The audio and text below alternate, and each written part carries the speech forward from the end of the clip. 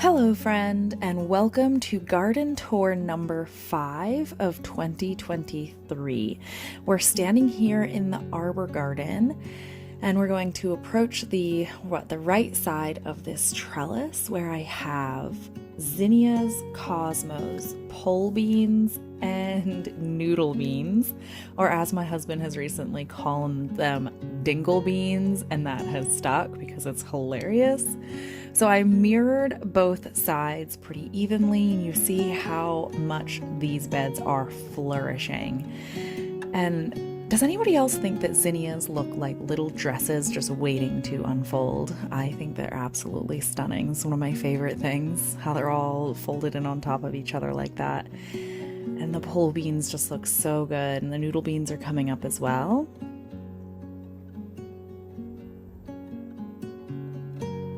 You can see that they're grabbing a hold of the trellis, and I have been helping them a little bit because I do not want them to reach back and grab a hold of the zinnias and the cosmos because they'll just pull them down. So I've been really trying to make sure that I'm on top of that. And look at this color. This has since opened a little bit more, and it's kind of an orangey red color. It is beautiful. So here you can see me trying to help this runner grab a hold of the trellis. It's been really windy here the last couple days, so after I did that, it promptly released itself and went over to the other plants. But here you see the sunflower bed. Now the sunflower bed has a few new additions, but first let's stop here at the oregano. I'm not sure what type of oregano this is, but I transplanted it to here from the tree garden. Hopefully it does really well there. These are some of the sunflower seedlings that I have left over.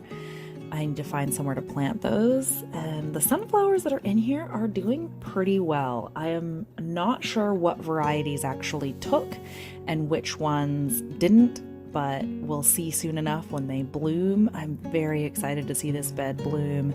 As you can see, I have some that are taller. That's because these were the original sunflowers that I seeded that took and did not get eaten by slugs. And this little pack, I had a pack of sunflowers that had a bunch of other stuff in it. So I just dumped it in the soil, and that's what happened there. We have a little volunteer zinnia and some of the sunflower starts that I did from seed in those pots. They're doing really well. And they have not been eaten by slugs, which is really nice. This is a gerbera that I planted last year that came back. These are more sunflowers, little sunflower seedlings, which we're gonna visit next, as soon as I can get around the end of the bed there. And there's a couple different kinds in here based on the way that the leaves look, so it'll be interesting. That was probably one of the mixed, like evening sun or something like that.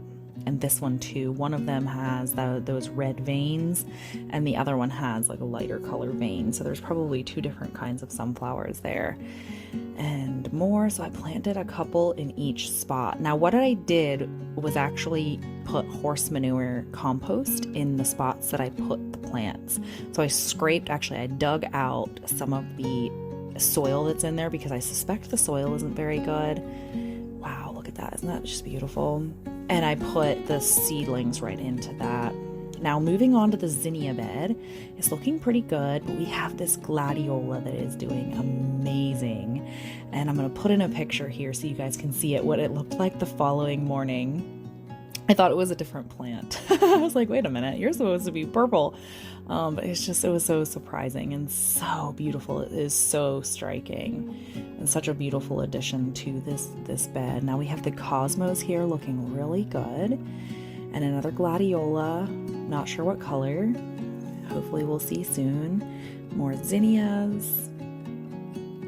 Now the zinnias are looking pretty good here. They're definitely putting on some growth. They look nice and green, but they do not look as tall as I feel like they should, but they do look good. So whether they're just a little bit stunted or a little bit behind because of the soil.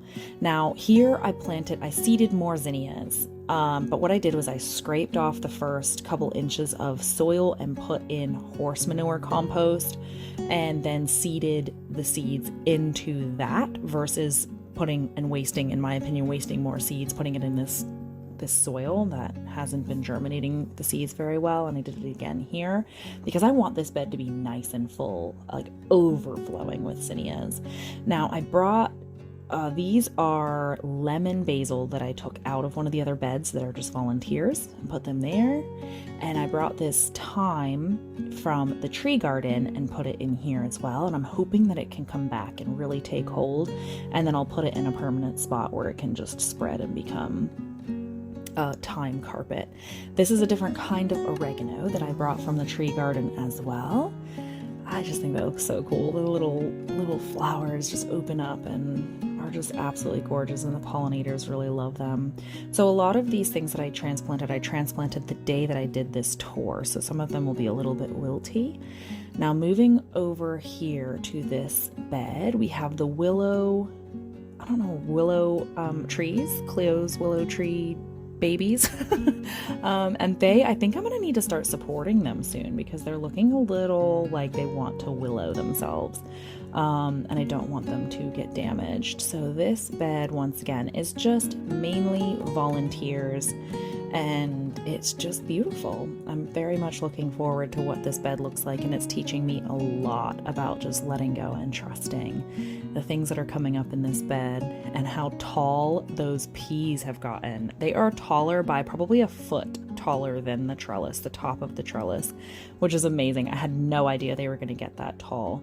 Here we have the chive plant looking pretty good. I feel like I thought that it was going to be doing better, but I'm not sure what's going on there. And little dill plants looking great. Everything has slowed down in growth a little bit because we've been having some cooler weather, and it's been really windy. A little dill plant in there. More zinnias, and these carrots are actually putting on flowers, which is very exciting. Carrot flowers are beautiful. I experienced it for the first time last year, and I will probably let some of my carrots go to seed from here out because of that. This little sage is looking better. I'm pretty sure these are putting on some growth, although once again I feel like they should be bigger, but I might just be being unfair to that sage because my other sage was huge before it died. I'm not quite sure why it died. But here we have the cucumber volunteers looking fantastic. Probably way too crowded, but I'm going to leave them and let them do what they're going to do. And the flies like to sleep on these plants.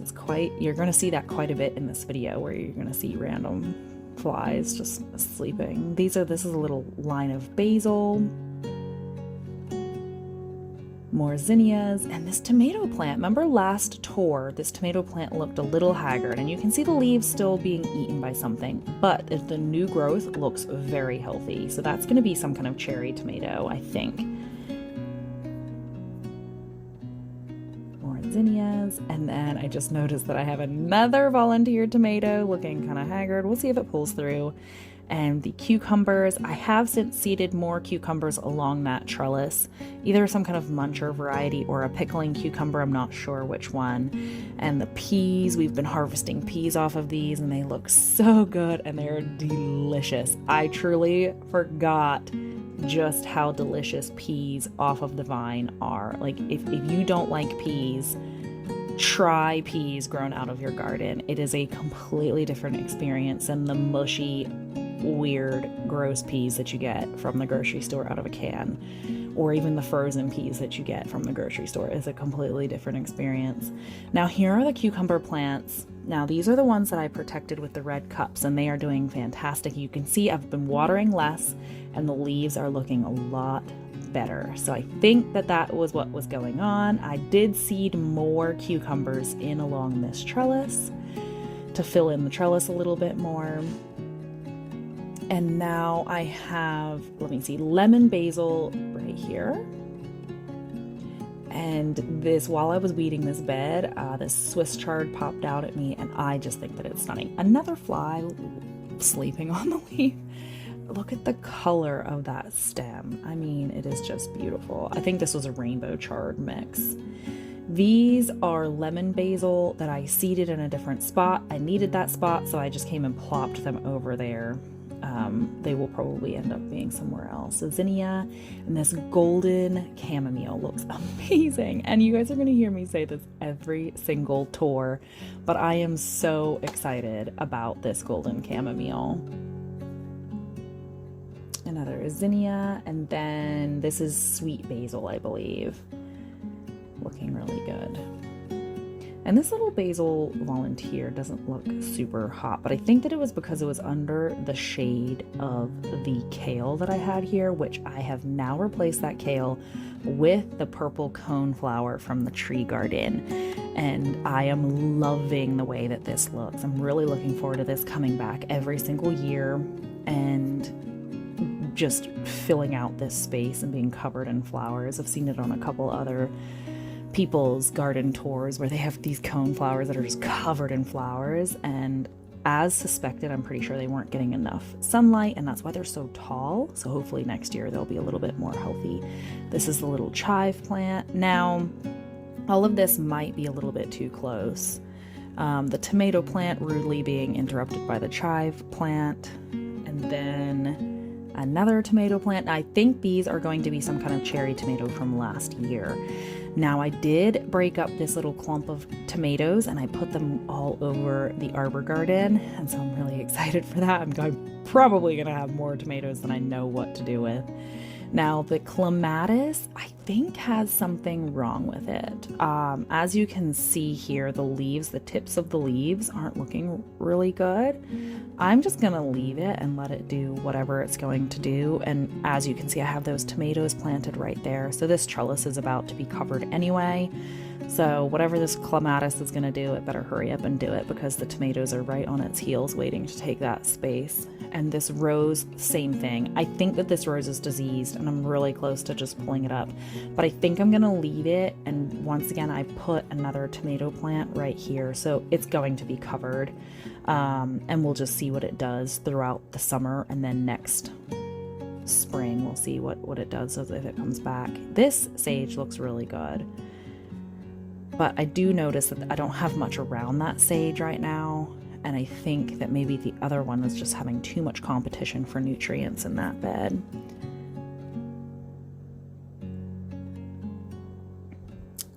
So here we are in the next bed. Now you see that I transplanted this other cone flower right here, and I'm pretty sure it's too close to other things. So I'm going to have to kind of reconfigure what I do with it, but this is the one spot that worked for this season, and that is where it's going to live for now.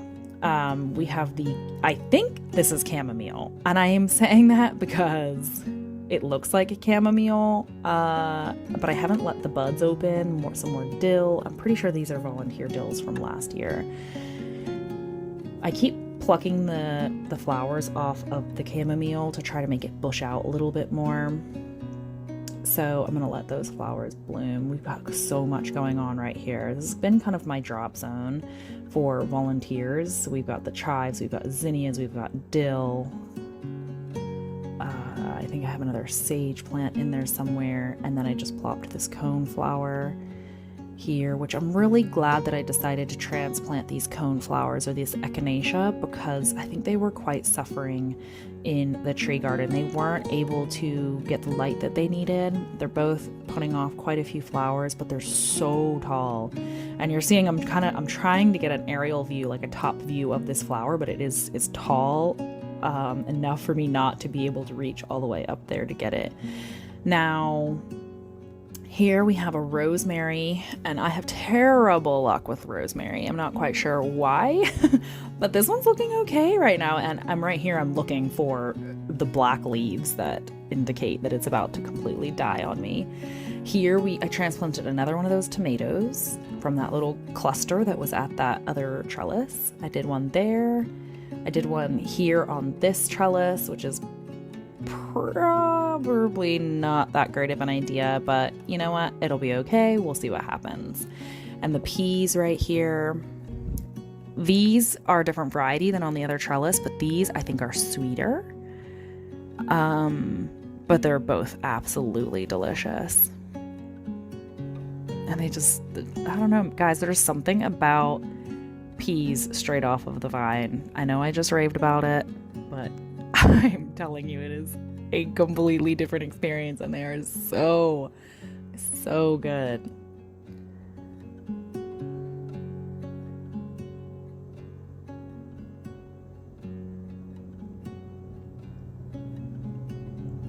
So in here, this is another place that I planted one of those tomatoes, and I'm hoping that it just takes over the trellis that I'm looking through. So I'm going to have tomatoes on every single trellis except for this one, except for the one that the rose is on. This bed is petering out, so the rose is starting to die back and go to seed. And oh, I do have cucumbers. I planted more cucumbers right here on this little spot, so hopefully I will have a couple cucumbers. The cucumbers that I have right here, I think, are suffering because they are not getting enough light. That rose plant shades them for quite a bit of the day, and so I think that they're just not getting enough light. I'm gonna leave them and see what they do and possibly plant something else there, but this rose is sending off so many new shoots. I've had to tie up and stick them through and do all the things for this rose, and it's so tall. It is maybe 3 to 4 feet higher, I might be exaggerating, than the trellis, that one shoot that's way up there. So you can see that this is starting to drop its petals, which is beautiful in and of itself. And I know that you can eat rose petals or make teas from rose petals. I have not tried it as of yet, but I probably should now that I have all of these rose petals. But they're just beautiful on the ground too. The strawberries are petering out. We're getting less and less strawberries. Some of them are still putting on flowers because I have an ever-bearing variety in here, as well as I don't know what other variety, but it's, you know, not an ever-bearing. It's just in the spring they'll come on and then, you know, send out runners and prepare for the following year. Here we have the daisy, which has just brought so much joy. I mean, look at that. How can you not smile when looking at a daisy? It's like the cheerful flower, along with sunflowers. Sunflowers are cheerful flowers too. All flowers are cheerful flowers, but some of them just make me smile more than others.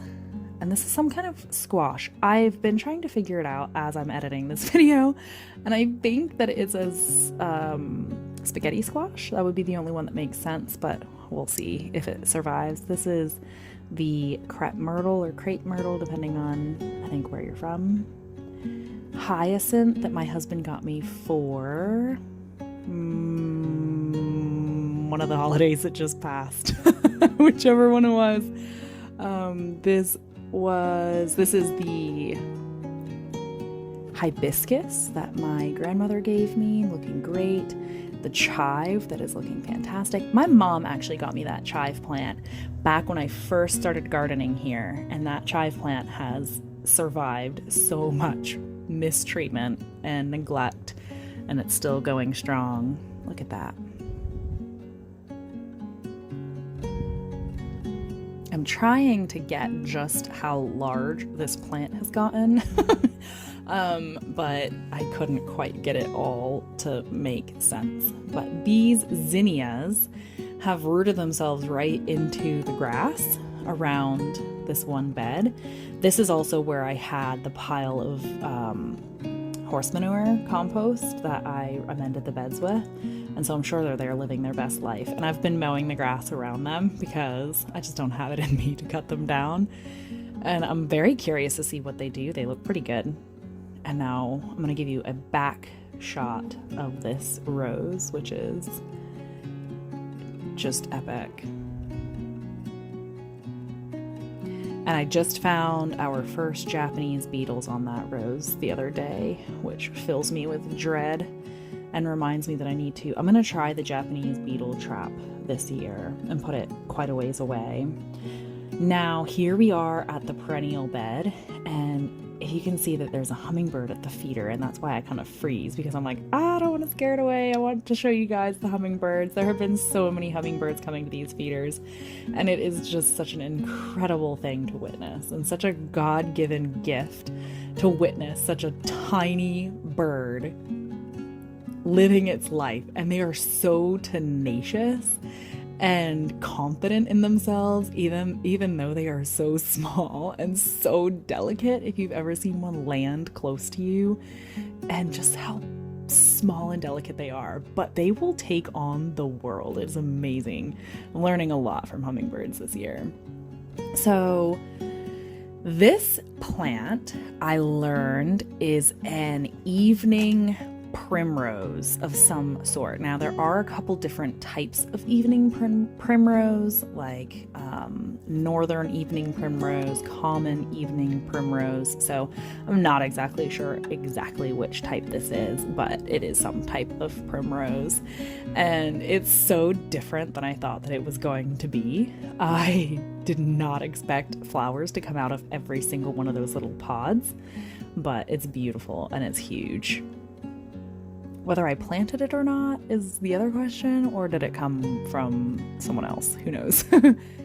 And I think, oh yeah, hummingbird appeared again.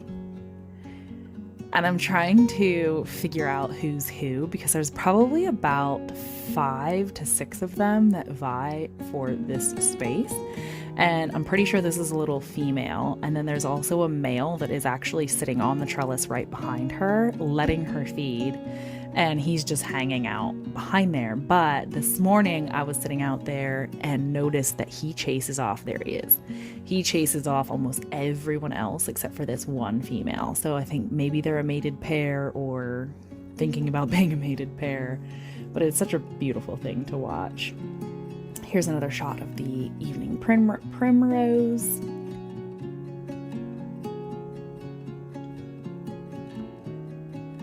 I have a bunch more gladiolas in here, as well as some of the stuff that I seeded, some daisies, and the foxglove is starting to, exit its prime as well, but it is still striking. Now, I'm not sure. Does anybody know? Should I cut those stalks off or just leave them? Because they're starting to lean. Now, it has been pretty windy. Different shot of this. They're starting to lean and kind of fall over. But I want them to seed, like I want their seed pods to drop. So maybe and this bee came right as I was doing this shot. It just came, and you're going to see that quite a bit in this tour. It was such a blessing because I had quite a few pollinators just kind of show up as I was doing a shot. And I was just like, oh, thank you, God. That's such a beautiful shot. And so this bumblebee just showed up out of nowhere. And I just thought it was so cool how they go all the way into this flower and, get the nectar and the pollen and whatever else they're doing in there. And I just think it's so fascinating to see nature behaving exactly the way nature is intended to behave. There's so much to learn from it. And the colors and the details and the patterns within this foxglove are just striking. Now, in this pot that I'm about to come over to, this is another grandma flower or plant. My husband just comes home with them and is like, here's another plant from grandma. And I'm like, oh, okay, cool. What is it? Oh, I don't know. Okay. So here you can see the wheelbarrows, and it looks so different. The green one is just overflowing with nasturtiums, and they're all starting to bloom, and they are just so beautiful. And the leaves on the nasturtium plant are so striking to me as well. So just everything about this plant, I think, is absolutely beautiful. And how the water droplets collect on their leaves, I absolutely love. It's just such a photographer's dreamscape for sure. So whimsical. And we have a couple different varieties of nasturtium in there, and we have the zinnias back at the back. There are marigolds in there as well, miniature French marigolds or dwarf French marigolds. Poor things are just being completely covered. And in this one, I have the nasturtiums. As you can see, these beautiful red pinky nasturtiums, and these marigolds are doing much better because they can actually see the light. And the petunias are putting on some blooms, which is really, really cool. And I think that is all that I have. I have petunias, zinnias, marigolds, and nasturtiums in this one.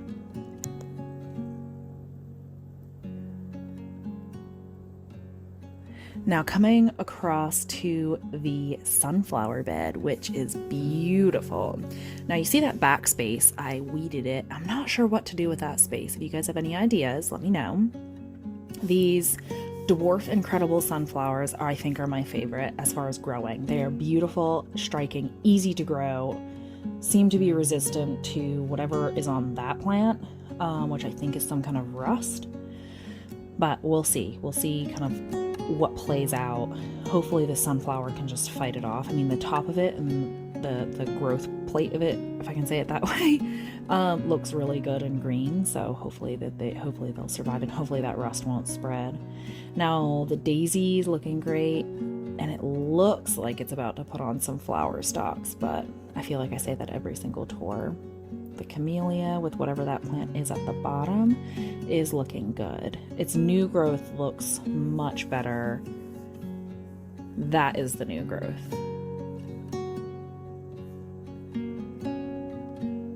And the pallet fence pots looking really good. These are the Persian carpet zinnias, as well as the first green one was Persian carpet zinnia as well. And then I have 2 petunia pots, Persian carpet zinnias, which are these beautiful orange and deep orange color, brown color plants, or flowers. These are petunias. And then a shot of the garden bench with nothing around it. Now, if you remember, I had those pots on either side. I took those away and I'm loving it so much more. And now a walking tour of the arbor garden, and this has become one of my favorite things to do because in past seasons I forget what the fullness of the garden looks like. I'll get pictures and I'll get little videos of certain spots, but to have one of the whole garden looking around, like I'm walking around the entire perimeter as much as I can without tripping and falling on my face. But I'm just walking around the entire perimeter.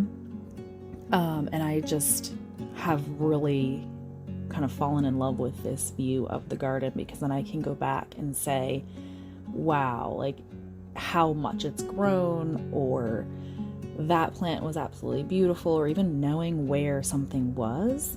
You'd be amazed at how quickly you will forget where you put something. Like the following year when you're garden planning, you know, I might have really liked something in a specific spot, and then I'll be like, where did I have it? And it's so nice to be able to have this to look back on, and even just to share and to look at. And, you know, in the deepest parts of winter, which, you know, isn't super cold here, but it still gets gray and everything, that, you know, nothing is green like it is right now as you're seeing it. And so to have this to look back on and witness is a beautiful thing.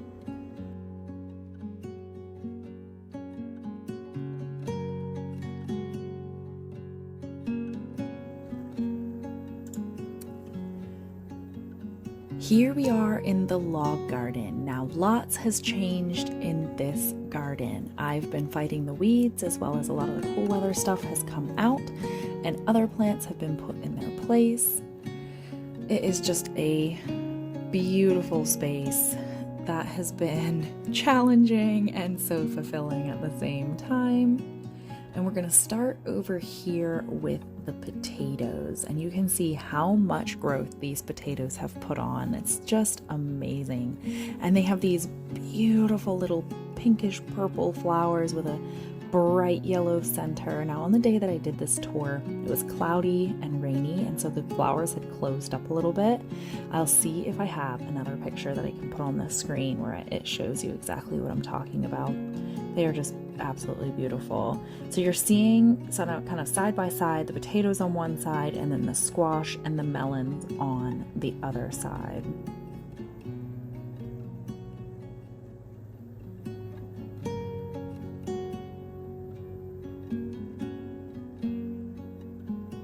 Now down here at this end, we have the marigold and some moonflower weeds.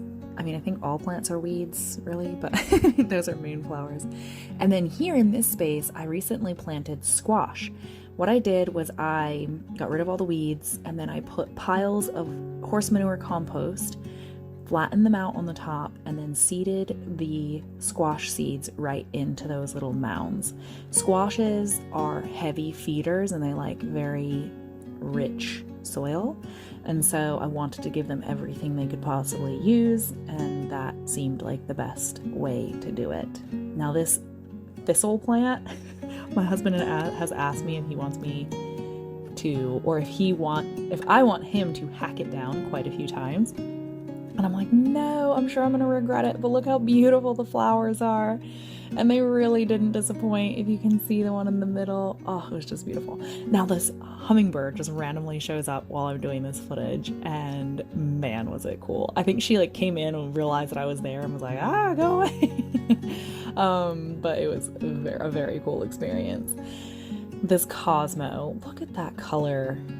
Man, flowers are just incredible. The detail and the colors are just so striking. This is a Cosmo that volunteered from last year.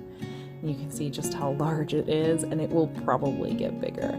This is the zinnia patch, which is blooming, and it is, oh man, it is just something to behold, and the pollinators are very much enjoying it, and all of the color variations that is in this small-ish space is incredible. Even the color variations in the leaves and the patterns on the leaves is something for sure. Now these are all volunteers from last year. I did not seed even one of these plants. I just let them go, let them seed, didn't pull any of them up or weed any of them, and that is what I have. And I really didn't have that many zinnia plants planted in this space last year, and that is what comes from them, which is incredible. These are Brussels sprouts, which are looking pretty eaten. They will be coming out relatively soon, but some of them, I went to pull them out, and some of them have like little Brussels sprouts in the armpits, and I just can't bring myself to take them out quite yet. This is a snail that seems to be moving around my garden in this log garden, or there's a couple of them, and it doesn't appear to be actively eating the foliage of the plant. So once again, I just don't have the heart to get rid of him. So there he stays. Now this sunflower is so close to opening, and the way that a sunflower opens is very cool. As you can see, it just all folds in on itself. Now this cluster of melons or squash or whatever it is, I really am not sure. And I try to get you guys in as close as I can here to the actual fruit, and it looks very strange. It's nothing that I planted, I don't think. I think it's a cross with something else. So it'll be very interesting to see what comes out of that, because I don't recognize that shape fruit. Now you can see that I took all of the other cabbages out except for that one on the right, which needs to come out as well. And then I got rid of the weeds as much as I could. And we have the basil, which looks really good, but I think something bruised that one, and I'm pretty sure that's why it's got the black. Normally that's what basil looks like when you bruise it, or like you pick it and then you smear it with your thumb. That's what it'll look like if it continues to live. So the tomatoes are looking fantastic, aside from one, which I will show you, but it might not be anything. But the leaves are curling on it, and I'll show you which one I'm talking about. Almost all of these have flowers, if not flowers with some fruit, which is very exciting. I decided not to pick the flowers off, so all of the flowers that appeared I allowed to stay. There we go. Now this is the Juliet rose. The Juliet tomato. And maybe there should be a Juliet rose. Is there a Juliet rose? And so let's see. Here, this one has, you see how the leaves are curling in on itself? I know that that's not a good thing. I don't know exactly what it is or what is causing it. None of the other ones are looking like that. That's not happening to any of the other plants, even of the same variety. So I'm really not sure what to do for it. I will probably go and watch Jessica at Roots and Refuge Farm and see if I can find one of her videos that will help me understand what's going on there better. Basil, and this is the marigolds that we seeded that are looking great. And then here I took out all of the red onions, except for I think there's 2 at the end that I haven't put on a flower stalk yet. And then they just were had almost no bulb and had flower stalks. So I went ahead and got rid of them. I don't know what I'm going to put in that space. These are toothache plants. Now, if you've never heard of that, I completely understand. I had never heard of it either before I ordered these seeds back at the height of the pandemic when I was thinking, you know what? Having a toothache plant when the world seems to be going real sideways might be a good idea if we cannot get to the dentist or, whatever. So I ordered the pack of seeds and put them in the ground last year, and they're very cool looking. Those all reseeded completely on their own. My sweet potato patch, which is now the squash patch, was covered in them. And now I have these marigolds that volunteered that I transplanted there. And in this spot, I did Sunrise Calendula from Baker's Creek. Sunrise Calendula color is absolutely beautiful. And I twisted right around here to this volunteer squash plant that I've already harvested one squash off of, and it was delicious. I put it in a soup last night, and it just was so fulfilling, and the leaves are massive. Probably, I don't even know, 10 times as large as my hand.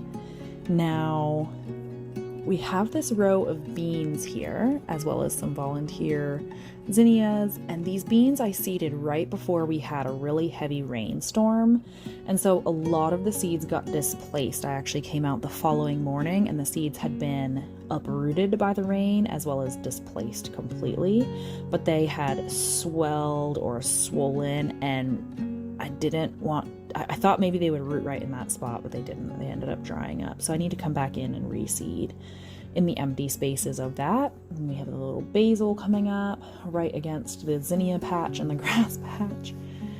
And let's see, the other side of the different variety of beans, it happened to do really badly on this one particular side.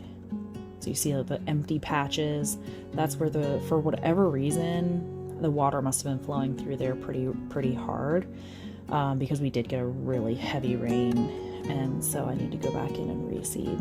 But I do have some volunteer plants of some sort there, some basils and zinnias, so I'll plant them in and around that as much as I can.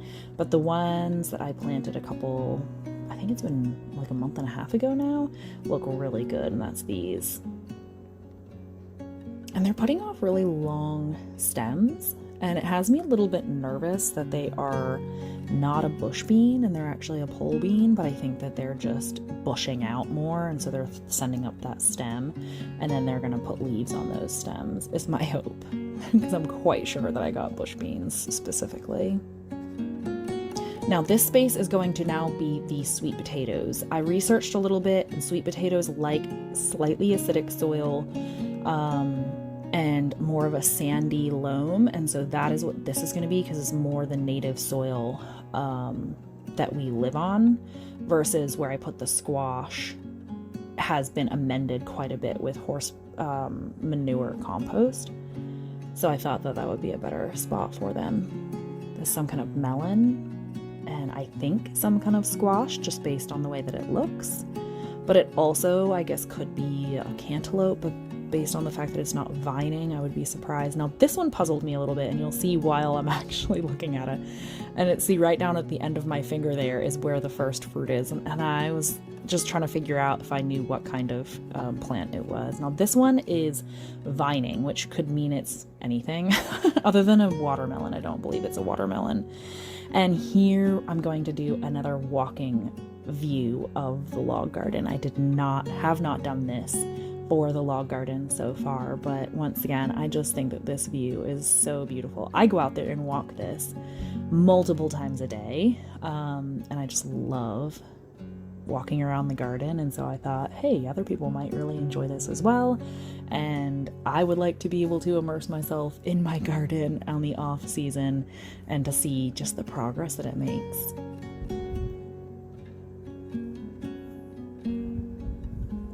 And to think about in a couple short months how different this is going to look is pretty awe-inspiring for sure. Even just those potatoes and the growth that those potatoes put it on in the last, 3 weeks is incredible. I think that they're full size at this point, especially if they're putting on flowers. I think that that means that they're full size. And they're most likely just rerouting their energy to root development at this point. What do you guys think that I should put in behind the tomatoes? That spot is going to get shaded quite a bit because of how the sun moves. And the trees are growing out over the garden, which I would like to take care of, but probably won't until next season. So it is pretty shaded back there.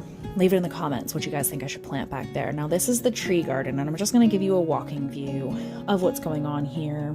I have let this space go completely, other than sprinkling some wildflower seeds in there, which are coming up. I've just let it go, and I've actually taken stuff out of this garden that I really care about, like the cone flowers and the oregano and the thyme. I'm leaving the bee balm there for now because it's got some kind of sickness and I don't want to transplant that sickness into somewhere else, but at the end of the season I'm going to transplant that as well.